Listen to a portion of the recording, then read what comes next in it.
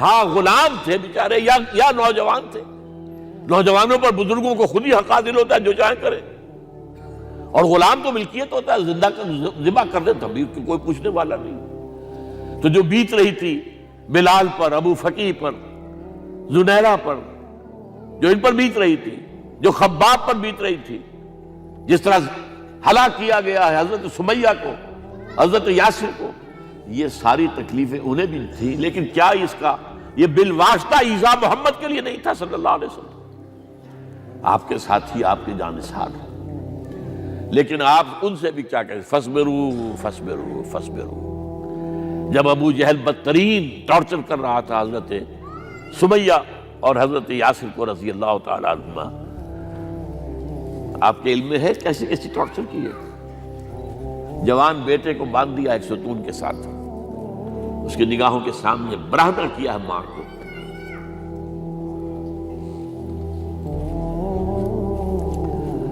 ہاتھ میں ایک مورتی ہے.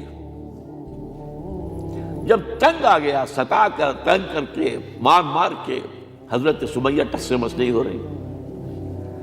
کہتا ہے تم ایک دفعہ کہہ دو سمیہ کہ ہاں اس مورتی میں بھی کچھ ہے، میں تمہیں چھوڑ دوں گا. انہوں نے تھوک دیا،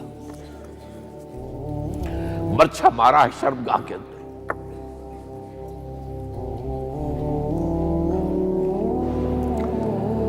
کتنی تکلیف پہنچی ہوگی حضور کو.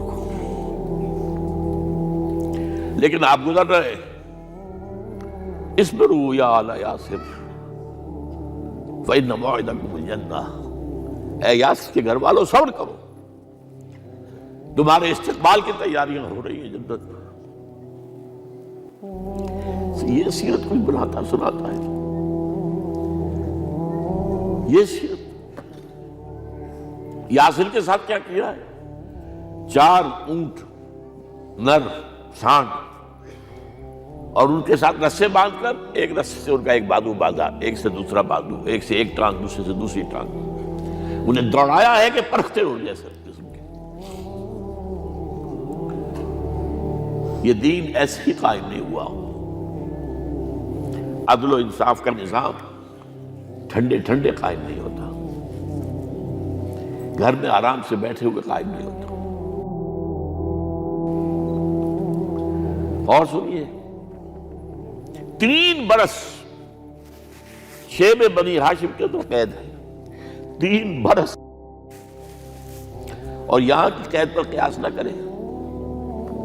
یہاں تو جیل میں کھانے کو ملتا ہے، راشن ملتا ہے، جیسا بھی ملتا تو ہے نا. اور لیڈروں کے لیے تو class A class B class ہے. اب تو ان کا تو لیڈر تو لوگ جب آتے ہیں جیل کاٹ کر معلوم ہوتا ہے کہ شاید کسی صحت افزا مقام سے تشریف لا رہے ہیں. وہاں کیا تھا؟ Total boycott. ایک گھاٹی، ادھر پہاڑ ادھر پہاڑ، دونوں طرف جو ہے پہرے. کوئی کھانے پینے کی چیز اندر نہیں جائے گی.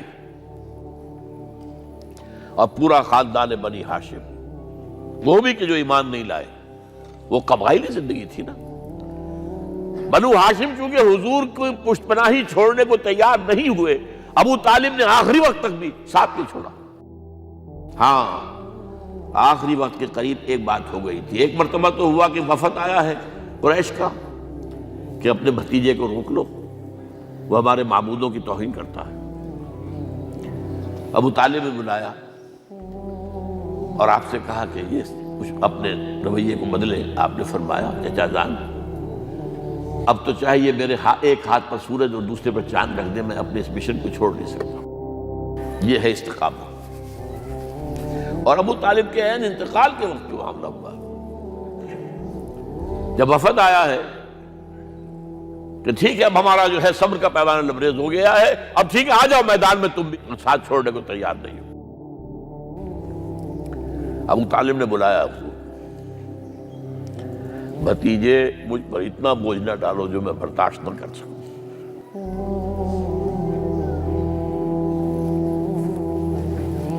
حضور کی آنکھوں میں آنسو آ گئے.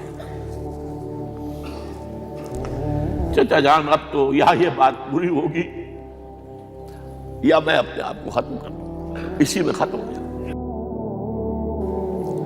12 شیب بنی ہاشم میں 3 برس اس حال میں گزرے ہیں ٹوٹل بائیکاٹ، کوئی کھانے پینے کی نہیں۔ کچھ لوگ تھے شریف النفس، مثلا حکیم بن حزام تھے رضی اللہ تعالیٰ، اور بعد میں ایمان لے آئے۔ حضرت خدیجہ کے وہ رشتہ دار تھے، وہ پہاڑ پر چڑھ کر ایک طرف سے رات کی تاریکی میں، دونوں دروازے تو بند ہیں، پہاڑ پر چڑھ کر چوٹی سے نیچے اتر کے کوئی چیزیں کھانے پینے کے دے آئے تو دے آئے، بس صلی اللہ علیہ وسلم۔ کوئی اور ایک آدھ ہوگا ایسا۔ یہاں تک نوبت آئی ہے کہ بنی ہاشم کے یہ پھول جیسے بچے معصوم بھوک سے بلبلا رہے ہیں، اور اس کے سوا کچھ نہیں ہے کہ سوکھے چمڑے ابال کر اس کا پانی ان کے حلق میں ٹپکا دیا جائے۔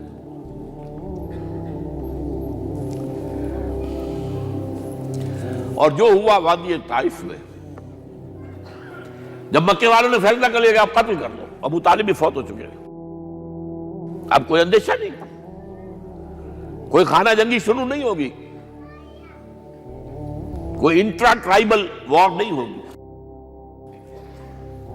تو آپ طائف گئے ہیں۔ شاید وہاں کے 3 سردار تھے بڑے، اور یہ طائف اصل میں قریشی کا سمجھیے کہ یہ ان کا گرمیوں کا یہ صحت افزا مقام تھا۔ یہ تمام جو سردار تھے مکے کے، ان کی جائیدادیں وہاں تھی، باغات تھے،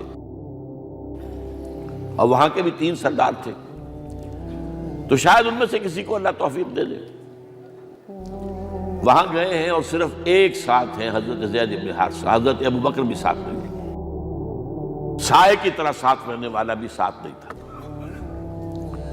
وہاں جا کر جو آپ نے تینوں سے بات کی ہے، تینوں نے وہ باتیں کہی ہیں جو کلیجے کو چیر جائیں۔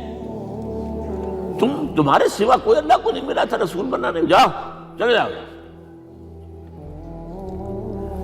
ایک کہتا ہے فوراً چلے جاؤ یہاں سے، اس لیے کہ ہو سکتا ہے کہ تم سچے ہو تو کہیں میں تمہاری توہین نہ کر دوں، اور یہ بھی ہو سکتا ہے تم جھوٹے ہو تو جھوٹے کو میں منہ نہیں لگانا چاہتا۔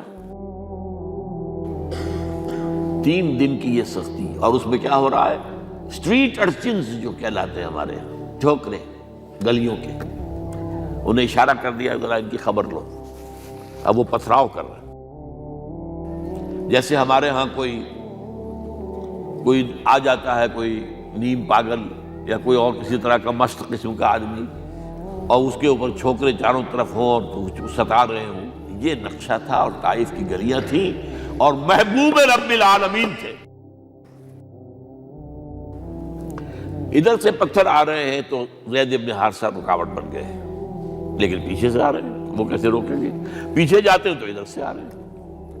جسم لہو لہان ہے، خون رس رس کر زخموں سے جوتیوں میں آ کے جم گیا ہے۔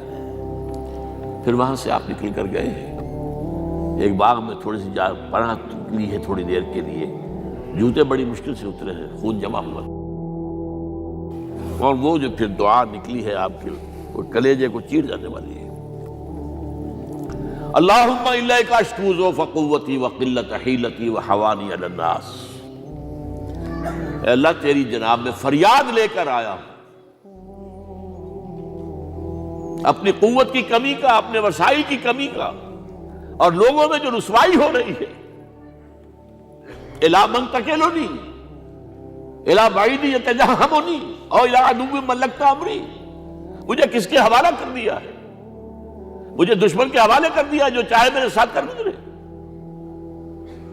فریاد ہے کہ نہیں؟ بڑی زوردار فریاد ہے، بڑی زوردار، لیکن پھر مقام عبدیت کا ظہور ہوتا ہے۔ ان لم یکن علی غضبک فلا ابالی،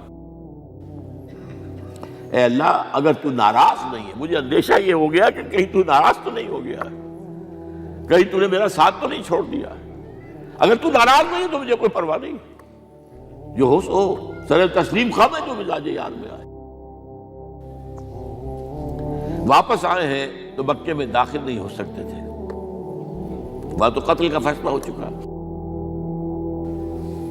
باہر ہی آپ نے ڈیرا لگایا، زید بن حارثہ کو بھیجا، فلاں شخص کے پاس جاؤ کہ تم اگر امان میں لے لو محمد کو تو محمد آ جائیں، میں تو میری یہ پوزیشن نہیں ہے، میں قریش کے مقابلے میں امان نہیں دے سکتا۔ دوسرے کے پاس بھیجا، اس نے بھی کچھ ایسے جواب دے دیا۔ تیسرے کے پاس جب گئے حضرت زید، مطعم بن عدی، اس نے کہا ٹھیک ہے، میں امان دیتا ہوں محمد کو، وہ آ جائے مکے میں۔ حضور سے آگے کہا، حضور نے فرمایا نہیں جا کر کہو، آ کر لے کر جا۔ کیوں؟ کیا پتہ اچانک جو ہے میرے داخل ہوتے ہی کوئی مجھ پر حملہ کرے، قتل کر دے۔ وہ تو یہ کہہ سکے کہ ہمیں کیا پتہ تھا کہ مطعم نے جو ہے امان دی ہے، I never knew it۔ اب یہ قبیلے کے اندر یہ ہوتا تھا کہ ایک نے امان دے دی، سب کی طرف سے امان۔ لہذا حضور نے فرمایا آ کر لے کر جاؤ۔ وہ اپنے 6 بیٹوں کو ہتھیار سجا کر لے کر آیا ہے اور پھر لے کر گیا حضور کو، کہتا ہوا گزر رہا ہے راستے میں، لوگوں سن لو محمد میری امان میں ہے صلی اللہ علیہ وسلم۔ اس لیے آپ کو مکے کے اندر پھر 2-2.5 سال مزید رہنے کا موقع ملا ہے، اور اتنا بڑا احسان آپ نے مانا پھر مطعم بن عدی کا کہ غزوہ بدر میں جب 70 اسیر تھے قریش کے حضور کے پاس، تو آپ نے فرمایا تھا کہ اگر آج مطعم زندہ ہوتا اور وہ سفارش کرتا تو میں ان سب کو چھوڑ دیتا بغیر کسی فدیے کے۔ بہرحال یہ چند باتیں میں نے آپ کو بتائی، باقی تو یہ کہ غار ثور ہے کیسی کیسی، اور پھر غزوہ بدر سے پہلے کی رات ہے، اور وہ آپ کا زندگی کا طویل ترین سجدہ ہے اس میں، جہاں تک یہ الفاظ بھی آپ نے کہہ دیا، اللہ اگر کل یہ جو 313 یہاں جمع ہیں اگر یہ ختم ہو گئے تو پھر قیامت تک تیرا نام لینے والا کوئی نہیں ہوگا، میں آخری رسول اور میری یہ 15 برس کی کمائی ہے۔ اس پر کہا حضرت ابوبکر نے، وہ پہرےدار کی حیثیت سے کھڑے تھے، کہ حسبک حسبک حضور بس کیجئے بس کیجئے۔ بہرحال بدر ہے، احد ہے، زخمی ہوئے ہیں، دندان مبارک شہید ہوئے ہیں، خون اتنا بہا ہے کہ بے ہوش ہو گئے ہیں، اور خبر اڑ گئی ہے کہ آپ شہید ہو گئے۔ یہ سب کچھ، اور سب سے بڑھ کر حمزہ کی لاش سامنے آئی۔ کیسی لاش؟ ناک کٹی ہوئی ہے، کان کٹے ہوئے ہیں، پیٹ چاک کر کے کلیجہ چبایا ہوا ہے۔ کس طرح برداشت کیا ہوگا آپ نے؟ اپنے اوپر تاری کر کے دیکھیں، یہ حمزہ کون ہے؟ چچا ہے، دودھ شریک بھائی ہے، خالہ داد بھائی ہے، ساتھ کا کھیلا ہوا ہمجولی ہے، اور اس کی لاش ہے۔ جو قلب اطہر پر بیت رہی تھی وہ مدینے میں آ کر ایک بڑا ماحول بدلا ہوا تھا، تب وہ بات سامنے آ گئی۔ جب آپ مدینے واپس تشریف لائے ہیں تو ظاہر بات ہے کہ زیادہ انصار کے لوگ تھے جو شہید ہوئے تھے۔ بدر میں مہاجرین تو میرے خیال ہے 1/4 تھے نمبر کے اندر، 3/4 تو انصاری تھے۔ اسی طریقے سے احد کے اندر معاملہ ہے، تو مختلف گھروں سے عورتوں کے بین کرنے کی آوازیں آ رہی تھی، اس لیے کہ اس وقت تک بین کرنا حرام نہیں تھا، قرار دیا گیا تھا، ممنوع نہیں تھا۔ آوازیں سن کر حضور کی زبان مبارک سے نکل گیا، اما حمزہ تو فلا بواکی لہو، ہائے حمزہ کے لیے تو کوئی رونے والی بھی نہیں ہے۔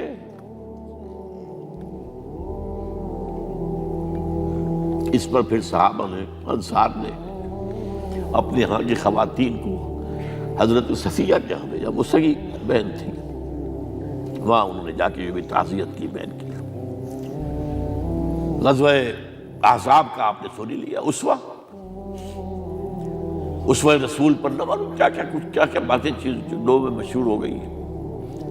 اسوہ کا لفظ آیا کہاں ہے قرآن میں؟ سورہ احزاب میں۔ وہ اسوہ کیا تھا؟ جب خندق کھودنے کا فیصلہ ہوا ہے تو خندق کھود رہی ہے، حضور بھی لگے ہوئے ہیں، بھاری بھاری پتھر اٹھا کر کندھے پر لا کر باہر پھینک رہے ہیں، پتھریلی زمین تھی، ایک پتھر کسی سے ٹوٹا نہیں تھا، تو حضور نے جو ہے 3 دفعہ جو اس کے اوپر ضرب لگائی تب ٹوٹا ہے۔ لیکن یہ کہ کئی دن کے فاقے ہو چکے تھے، کھانے کو کچھ نہیں، پورا محاصرہ تھا، 12,000 کا لشکر گھیرے ہوئے، یہاں تک کہ آپ کو معلوم ہے کہ گھروں کے اندر بیت الخلاء تو نہیں ہوتے، باہر جاتے تھے قضاء، اس کا کوئی امکان نہیں۔ شدید ترین آزمائش جو ہوئی ہے اس کا نتیجہ ایک طرف یہ نکلا کہ منافقین کا نفاق ان کی زبانوں پر آ گیا۔ قرآن مجید میں ہے یہ انہی آیات میں، ما وعدنا اللہ ورسولہ الا غرورا، ہمیں تو اللہ اور اس کے رسول نے دھوکہ دے کے مروا دیا۔ ہم سے کہا تھا کہ قیصر و کسریٰ کے خزانے تمہارے قدموں میں آئیں گے، اور حال یہ ہے کہ ہم رفع حاجت کے لیے باہر نہیں جا سکتے، کھانے کو کچھ نہیں۔ اس وقت کچھ صحابہ آئے ہیں حضور صلی اللہ علیہ وسلم سے، دیکھیے فاقے سے کمر دوہری ہوئی جا رہی ہے، ہم نے اپنے پیٹوں پر پتھر باندھے ہوئے، چادروں کے ساتھ پتھروں کسا ہوا تاکہ کمر سیدھی رہے۔ حضور نے اپنا کرتا مبارک اٹھا کر دکھایا، 2 پتھر بنے۔ یہ ہے اسوہ، یہ ہے آپ کی سنت، آپ کا اسوہ حسنہ۔ لیکن اس اسوہ حسنہ سے فائدہ کون اٹھا سکتا ہے؟ لقد کان لکم فی رسول اللہ اسوۃ حسنۃ لمن کان یرجو اللہ والیوم الآخر وذکر اللہ کثیرا۔ اسوہ تو اپنی جگہ ہے، قرآن میں ہدایت سب کے لیے، ھدی للناس، لیکن فائدہ اٹھائیں گے صرف متقین، ھدی للمتقین ہے سب کے لیے، اسوہ سب کے لیے ہے، لیکن استفادہ وہی کر سکے گا جو 3 شرطیں پوری کرے: اللہ اور یوم آخر پر ایمان، اور اللہ کا ذکر کثرت کے ساتھ کرے۔ بہرحال یہ میں نے آپ کے سامنے اس حوالے سے رکھا ہے، یہ اسوہ جو ہے حضور کا، یہ ہم پر اتمام حجت ہے۔ دیکھیں نوٹ کیجئے، پوری نوع انسانی پر اتمام حجت، اسلام کا نظام عدل اجتماعی جو قائم کر کے دکھا دیا، حجت قائم۔ اسے انگریزی میں کہتے ہیں اٹس ڈویبل، کیا جا سکتا ہے، یہ کام ہو سکتا ہے، اس لیے کہ زمین پر قدم بہ قدم چل کر یہ انقلاب آیا، محنت سے آیا، مشقت سے آیا، ایثار سے آیا، قربانیوں سے آیا، تکلیفیں جھیل کر آیا، صبر و مصابرت سے آیا، استقامت و مقاومت سے آیا۔ یہاں پر معجزوں کی کار فرمائی نہ ہونے کے برابر ہے۔ یہاں دھوپ سے بچانے کے لیے کوئی اللہ نے صاحبان نہیں دیا، ظل اللہ علیکم الغمام، اور بھوک سے بچانے کے لیے من و سلوہ نازل نہیں ہوئے۔ غزوہ تبوک میں ایسا بھی ہوا ہے کہ 3 مجاہدین کا 24 گھنٹے کا راشن ایک کھجور، ایک نے منہ میں رکھی، کچھ چوس لی، کچھ گلوکوز چلا گیا اس میں سے، دوسرے کو دے دی، اس نے چوس لی، پھر تیسرے کو دے دی۔ من و سلوہ نازل نہیں ہوئے۔ محنت، مشقت، ایثار، قربانی، صبر، مصابرت، استقامت، مقاومت، یہ ہے اسوہ رسول۔